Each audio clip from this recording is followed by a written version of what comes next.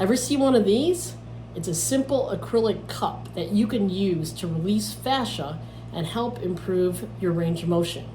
Today I'm going to show you just a few muscles you can use this over to help improve shoulder function and arm elevation.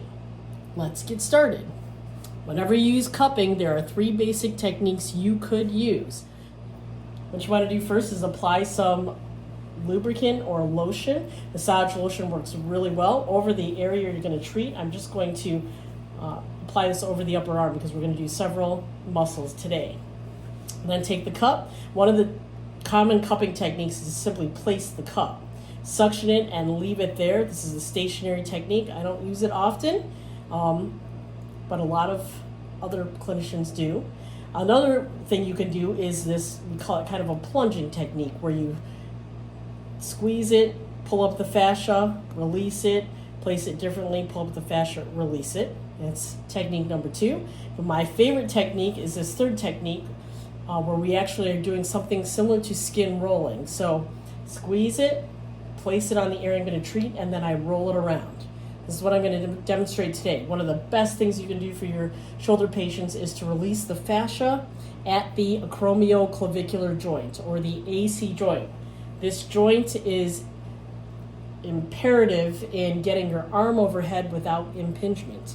90 to 180 degrees of arm elevation happens at the AC joint, right? The next muscle you want to assess and treat would be the deltoid. A lot of our post-surgical shoulder patients or our frozen shoulder patients have fascial restrictions in the deltoid area.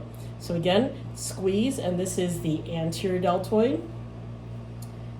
I can go down here to the mid-deltoid, and then I can do the posterior deltoid, right? But again, as I run it over, areas of restriction will start to show up red, or it will be painful. Do any of these hurt here? Mm-hmm.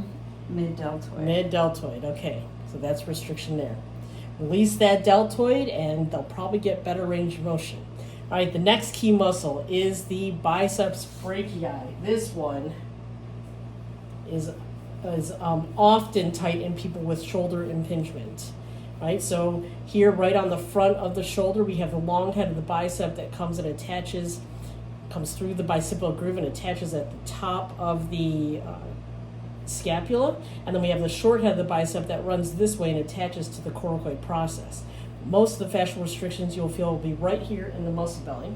So take the cup, squeeze it, and then you're just going to run it up and down the bicep. Is that uncomfortable at all? Yes. Yeah, that's a little sore too. Okay.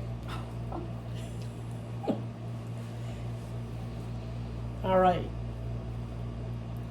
right, last muscle to check is the tricep. So if you have them move their arm kind of slightly across their body, and I support it so that they can relax. I don't want them to hold that themselves, but I'll put a little bit of lotion on the tricep area.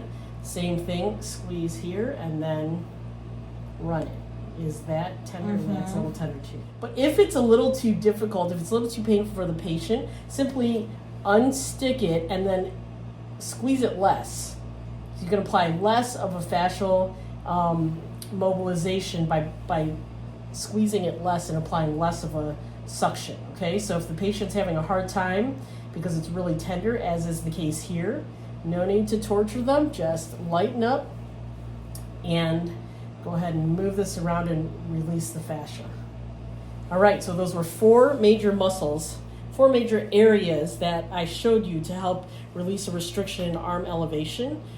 AC joint, the anterior, middle, and posterior deltoid, the biceps brachii, and then in this position, the triceps. Give those a try, and don't forget to test and retest the functional ranges of motion of the shoulder.